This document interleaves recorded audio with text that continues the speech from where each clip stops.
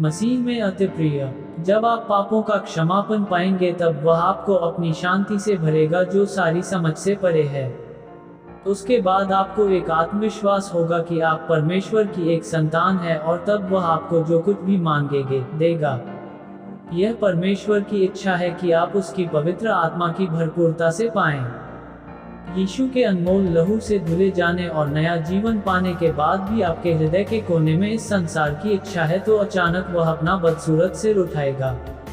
परंतु जब आप पवित्र आत्मा से भरे रहेंगे तो प्रभु न्याय करने वाली और भस्म करने वाली आत्मा के द्वारा मेल को धोएगा।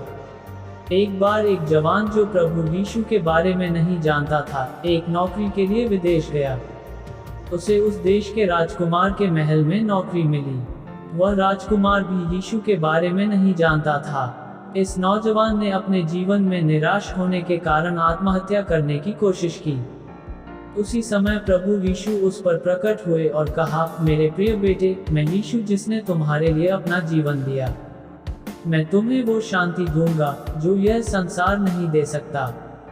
उसने अपनी प्रतिज्ञा के अनुसार उसे अपनी दिव्य शांति दी। उस नौजवान ने परमेश्वर को यह कहकर पुकारा, प्रभु कृपया मेरी मदद करें कि मैं अपने पापमयी मार्गों पर न जाऊं। परमेश्वर ने उसकी पुकार सुनी और उसे अपनी पवित्र आत्मा से भर दिया। तब उस नौजवान ने प्रार्थना की, मेरा मालिक एक कर व्यक्ति है, कृपया उसके लिए भी कुछ करें। दिन बीतते गए। अचानक उसका मालिक बहुत बीमार पड़ गया और बहुत ही वेदना से गुजर रहा था। उसी समय पवित्र आत्मा ने उस नौजवान को उसके मालिक के लिए प्रार्थना करने के लिए उत्साहित किया। तुरंत वह अपने स्वामी के पास आया और उसने पूछा, मालिक क्या मैं आपके लिए प्रार्थना करूं? मालिक ने उत्तर दिया, कुछ करो। पवित्र आत्मा से भरपूर होकर उस नौजवान ने प्रार्थना की, परमेश्वर मेरे मालिक पर कृपया दया कर और उसे चंगा कर। उसी पल मसीह का पराग सामर्थ उसके मालिक के शरीर में घुसा।